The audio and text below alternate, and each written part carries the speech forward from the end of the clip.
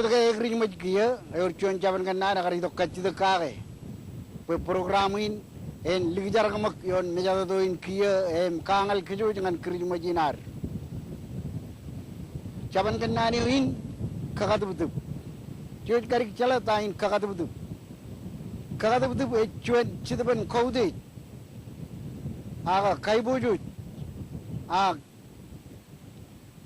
Cerbal ilo meuran armej ilo kain teriru tu kain rolat. Kagat betul. Ekayot arkam mane ngan iru jeroar. Kabar me jero je dalam nagin uje gir akau de jir. Je lelok. Aun kagat betul buyo nganir. Elang aja juan congok. Ken kagat betul congan alat. Nah ini kan telagun wat iru jero rolat. Rej ini naramman ilo jalagoar. Kap talagun wat kingil lang law.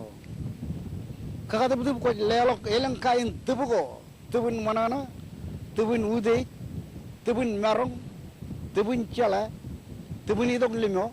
Maulam kain tubuko. Raj perilo nanin tub. Raj magut milok ngan armijo. Katmane kake. Pwe chay lilok awalap uday gain uj ngani.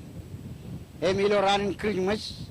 Elaban alikar kay cuan ranin kakatubutub ngan kinge walang milal irus ewarus eoim jej kota kaitan ranu tum jej pejen lelok nanin kakatubutub ko relat releng im ragajur ngane pe telakun rien engin melele nanin kakatubutub ilo Christmas wat ekkan walok cidaban kakatubutubin pejen kakatubutubin pinakadak Wistak nabar kangya chogi lelok kok magalat ngan iroj ewalang mlal ewakar laure to ailang kain ak lalinar puejan anem ko chim mejal janinen kamagugugu ewe echap uning dalewan alilin ak chuanin nanin karrelok kejoj eno da karidok kajid kage program inen kemlelegi chongo dan barong ewe karyang nanin